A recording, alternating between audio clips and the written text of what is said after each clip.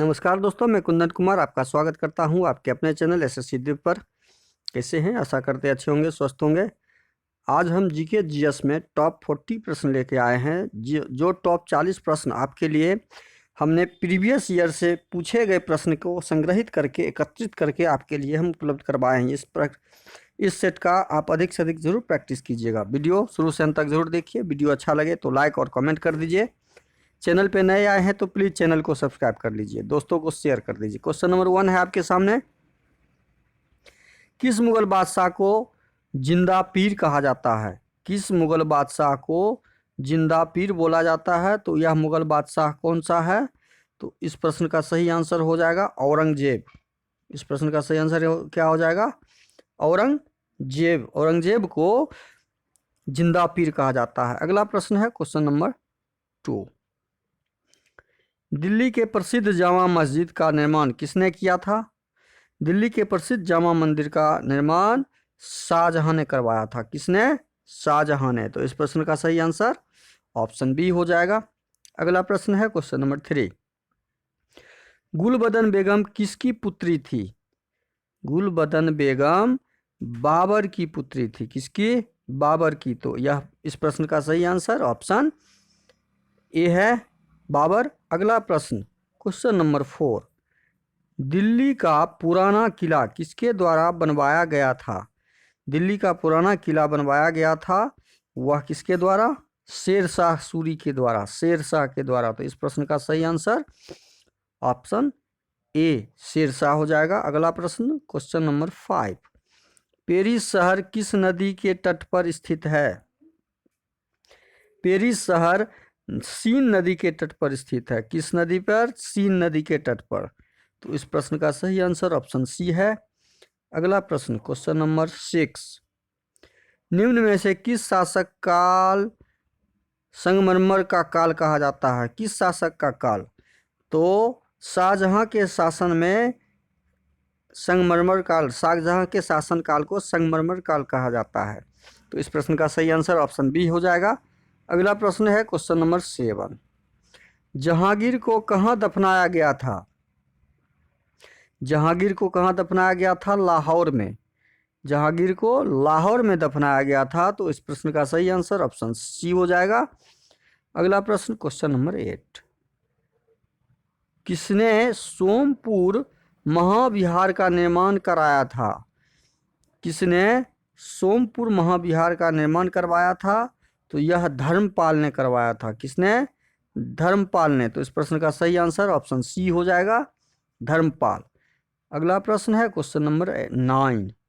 विजय स्तंभ कहाँ पर स्थित है? विजय स्तंभ आपका चित्तौड़गढ़ में स्थित है। कहाँ पर स्थित है? चित्तौड़गढ़ में। तो इस प्रश्न का सही आंसर ऑप्शन सी हो जाएगा, चित्तौड़गढ़। अगला प्रश्न है क्वेश्चन नंबर 10। दिलवारा मंदिर कहाँ पर स्थित है? तो दिलवारा मंदिर आपका आबू पर्वत पर है। कहाँ पर? राजस्थान के आबू पर्वत पर। इस प्रश्न का सही आंसर ऑप्शन डी हो जाएगा। अगला प्रश्न है क्वेश्चन नंबर 11। खजुराहो स्थित मंदिरों का निर्माण किसने किया था? खजुराहो स्थित मंदिरों का निर्माण चंदेल राजपूत ने किया था। तो इस प्रश्न का सही आंसर क्या हो जाएगा? Option D, Chandel Rajput. अगला प्रश्न है क्वेश्चन नंबर 12। भारत में प्रथम आक्रमणकारी कौन था? भारत में प्रथम आक्रमणकारी मोहम्मद बिन कासिम था। कौन था? मोहम्मद बिन कासिम। तो इस प्रश्न का सही आंसर हो जाएगा ऑप्शन सी। अगला प्रश्न है क्वेश्चन नंबर 13। जगन्नाथ मंदिर किस राज्य में स्थित है? जगन्नाथ मंदिर उड़ीसा राज्य में स्थित है। तो इस प्रश्न का सही आंसर ऑप्शन बी हो जाएगा, उड़ीसा। अगला प्रश्न है क्वेश्चन नंबर 14। सौरमंडल का जन्मदाता किसे कहा जाता है? सौरमंडल का जन्मदाता सूर्य को बोला जाता है। किसको? सूर्य को बोला जाता है। सूर्य को एक तारा भी बोला जाता है। तो इस प्रश्न का सही आंसर ऑप्शन ए। अगला प्रश्न है क्वेश्चन नंबर 15। ब्रह्मांड में विस्फोटी तारा क्या कहलाती है? ब्रह्मांड में विस्फोटी तारा अभिनव तारा कहलाती है। तो इस प्रश्न का सही आंसर ऑप्शन डी हो जाएगा, अभिनव तारा। अगला प्रश्न है क्वेश्चन नंबर 16। निम्न में से किस ग्रह को पृथ्वी की बहन कहा जाता है? पृथ्वी की बहन किस ग्रह को? तो शुक्र ग्रह को पृथ्वी की बहन बोला जाता है। तो इस प्रश्न का सही आंसर ऑप्शन बी हो जाएगा। अगला प्रश्न है क्वेश्चन नंबर 17। अंतरिक्ष में कुल कितने तारामंडल हैं? अंतरिक्ष में कुल 89 तारामंडल हैं। तो इस प्रश्न का सही आंसर ऑप्शन सी हो जाएगा। अगला प्रश्न है क्वेश्चन नंबर 18। महाराष्ट्र का दूसरा सबसे बड़ा जिला कौन सा है? महाराष्ट्र का सबसे बड़ा जिला दूसरा पूना है। कौन है? पूना। इस प्रश्न का सही आंसर ऑप्शन सी हो जाएगा।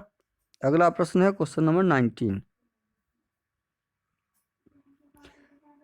महाराष्ट्र में सबसे बड़ा जिला कौन सा है? तो महाराष्ट्र में सबसे बड़ा जिला अहमदनगर है। अहमदनगर। इस प्रश्न का सही आंसर ऑप्शन सी। अगला प्रश्न क्वेश्चन नंबर 20। सर्वाधिक संगमरमर भंडार उत्तराखंड में के किस जिले में स्थित है? उत्तराखंड के देहरादून में सर्वाधिक संगमरमर भंडार स्थित है। तो इस प्रश्न का सही आंसर ऑप्शन सी हो जाएगा। अगला प्रश्न है क्वेश्चन नंबर 21। रूपकुंड झील। रूपकुंड झील कहाँ पर स्थित है? तो यह रूपकुंड झील कहाँ पर स्थित है? तो यह चमोली में स्थित है। कहाँ पर? चमोली में। तो इस प्रश्न का सही आंसर ऑप्शन सी हो जाएगा, उत्तराखंड के चमोली में। अगला प्रश्न है क्वेश्चन नंबर 22। हरियाणा में सबसे ज़्यादा गुरुद्वारा किस जिले में है? हरियाणा में सबसे ज़्यादा गुरुद्वारा कैथल जिला में है। कैथल। तो इस प्रश्न का सही आंसर ऑप्शन ए हो जाएगा। अगला प्रश्न है क्वेश्चन नंबर 23।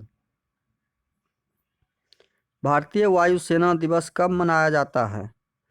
भारतीय वायु सेना दिवस 8 अक्टूबर को मनाया जाता है। इस प्रश्न का सही आंसर ऑप्शन बी हो जाएगा। अगला प्रश्न है क्वेश्चन नंबर 24। मालवार का पठार कहाँ पर स्थित है? तो यह मध्य प्रदेश में स्थित है। कहाँ पर? मध्य प्रदेश में। तो इस प्रश्न का सही आंसर ऑप्शन ए हो जाएगा। अगला प्रश्न क्वेश्चन नंबर 25। मालवा क्षेत्र में कौन सी मिट्टी पाई जाती है? मालवा क्षेत्र में काली मिट्टी पाई जाती है। तो इस प्रश्न का सही आंसर ऑप्शन डी हो जाएगा। अगला प्रश्न है क्वेश्चन नंबर 26। भारत का इथोपिया किसे कहा जाता है? भारत का इथोपिया शिवपुरी को बोला जाता है। इस प्रश्न का सही आंसर ऑप्शन सी हो जाएगा, शिवपुरी।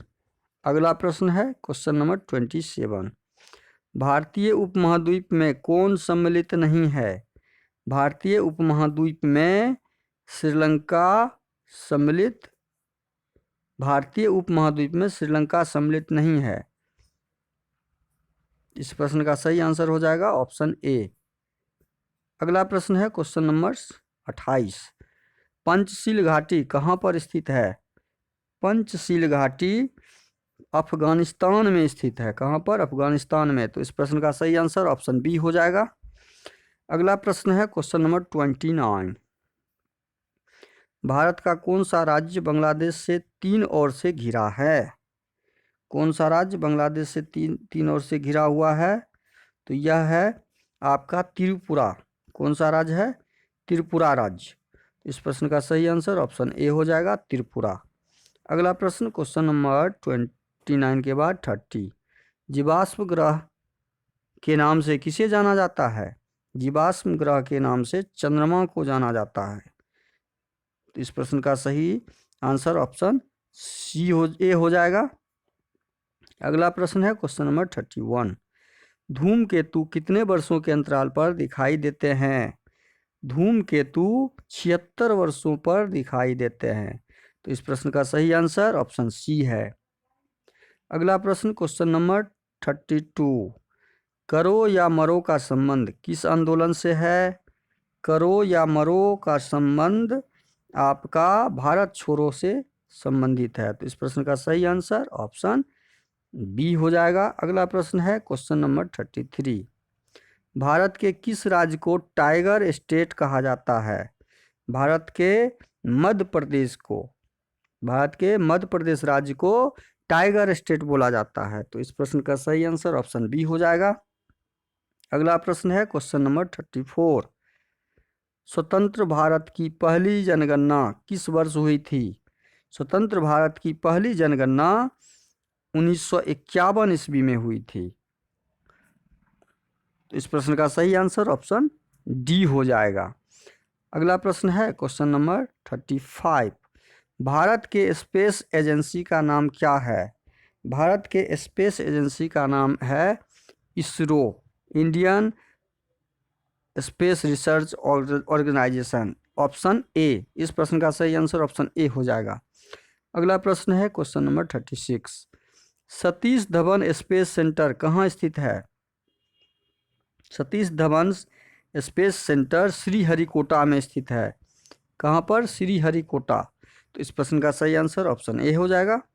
अगला प्रश्न है क्वेश्चन नंबर 37। राष्ट्रीय पर्यावरण अनुसंधान केंद्र कहाँ स्थित है? नागपुर में। कहाँ पर? नागपुर में। तो इस प्रश्न का सही आंसर ऑप्शन डी हो जाएगा। अगला प्रश्न है क्वेश्चन नंबर 38। पचे हुए भोजन का अवशोषण कहाँ पर होता है?